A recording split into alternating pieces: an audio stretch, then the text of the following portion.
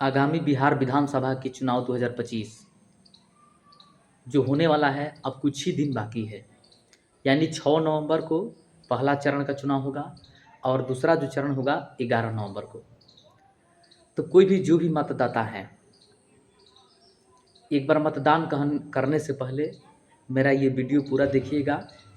अगर वाकई में मेरे वीडियो में सच्चाई है तो कमेंट बॉक्स में अपनी राय जरूर विदा करिए। अगर इस वीडियो से किसी व्यक्ति की आहत पहुंचती है तो उसके लिए मैं क्षमा प्रार्थी हूँगा। चलिए, हम अभी जो वर्तमान केंद्र में सरकार है भाजपा की, अब बिहार में भी उनकी ही सरकार है।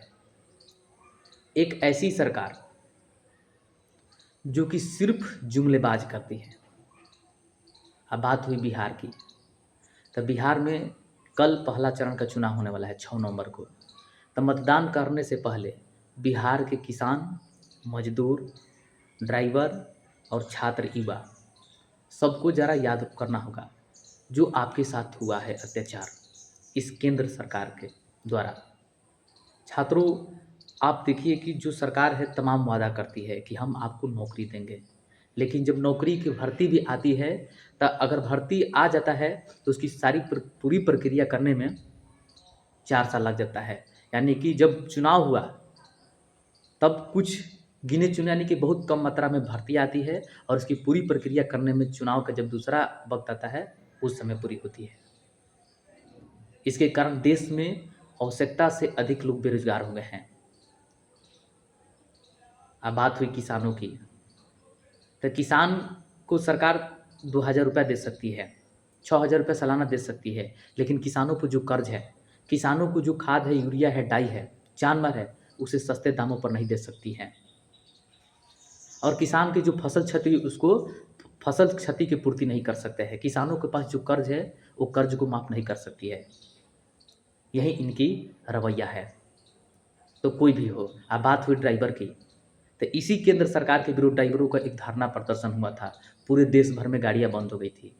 एक ऐसा काला कानून, जो कानून में यही कहा गया था कि अगर ड्राइवर के साथ किसी भी तरह के व्यक्ति किसी का एक्सीडेंट होता है गाड़ी से, ड्राइवर की 10 वर्ष की सजा होगी और जुर्माना भी होगी।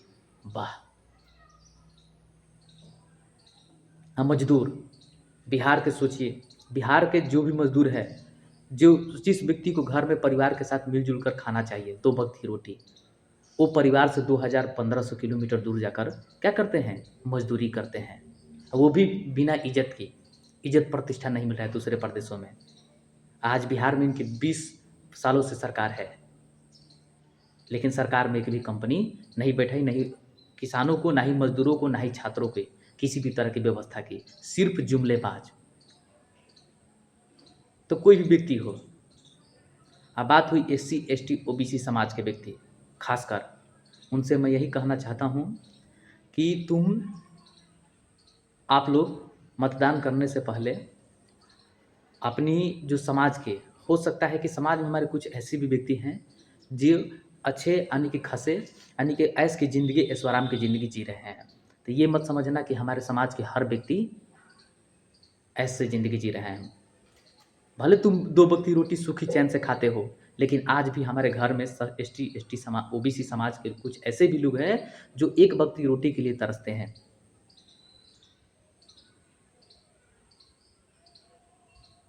सरकार 100 रुपया में सबको फार्म भरा सकती है, लेकिन सरकार ये नहीं कह सकती है कि किसी के पास 70 बीघा ज़मीन है तब मजदूर किसान के पास भी 70 बीघा ज़मीन चाहिए।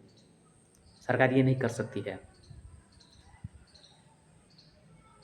तो कोई भी व्यक्ति हो, मतदान सोच समझ के करना। धर्म के आधार पर अगर तुम हिंदू हो, अगर तुम्हें सरकार कहती है कि हिंदू हो तुम, तो हिंदू हो तो तुम्हें मंदिर में जाने से लोग क्यों वर्जित करते हैं? तुम्हें जाति के नाम से क्यों पुकारते हैं? तुम्हें अछूत क्यों मानते हैं? तुमसे घृणा क्यों करते हैं? तुम्हारे साथ बैठकर खाते क्यों नहीं है? आज जब चुनाव आता है तो तुम हिंदू हो, अब और नहीं तो तुम अपने आप को हिंदू मानते हो, अपने ही समाज के लोगों को कहते हो कि वोट दो बीजेपी को। वाह! क्या इसमें तुम्हारी महानता है? तो कोई भी व्यक्ति हो, एससी, एसटी, ओबीसी समाज का या किसी भी समाज के, मतदान सोच समझ के करना। एक एक वोट का कीमत होता है भाई, इसलिए सोच समझ विचार कर कर मतदान करिए। सभी को जय भीम, लाल सलाम।